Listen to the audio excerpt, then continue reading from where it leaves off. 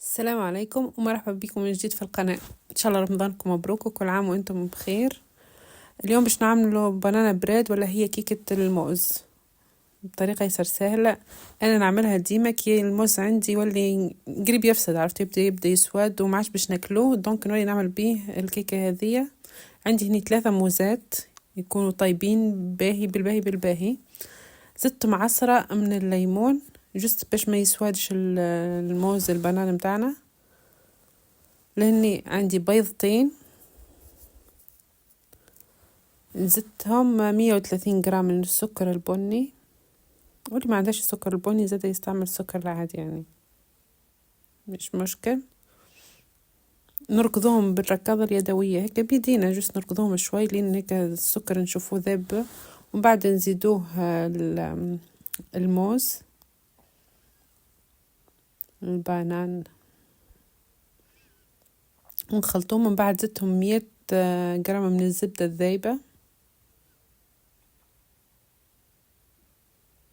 نخلطهم شوي، ومن بعد هنا نغربلو المواد الجافة متاعنا الكل. ديما كي باش نعملو كيكات وكل شيء مستحسن المواد الجافة ديما نغربلوهم. عندي 240 جرام من الفرينة، زدتهم 15 جرام من خميرة الحلويات، رشة من القرفة، وعلى راس ملعقة صغيرة متاع القهوة هذيك بيكربونات الصوديوم شوي، معناها مش برشا، ربع ملعقة مثلا. نغربلوهم الكل مع بعضهم.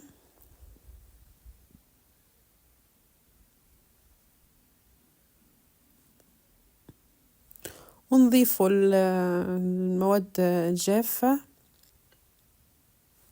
على الخليط متاع الموز والبيض والسكر ونخلطوهم بالطريقة هذه، نخلطوهم مع بعضهم. الحلو في الكيكة هذه لا تستحق مضرب كهربائي، لا تستحقش برشا حاجات، معناها سهلة وسريعة كما قلت لكم، تاخذش برشا وقت.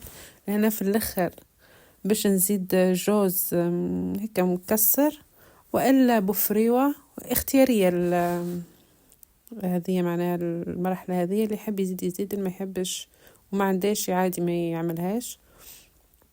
نحطهم في المول متاعنا في الطبق متاعنا وندخلوه للفور على 180 درجة 40 دقيقة. لان انا عندي شوي بنان اخرين، دونك زينت بها من الفوق، بنانة قسمت على 2 وزينت بها من الفوق كما قلت لكم 180 درجة 40 دقيقة.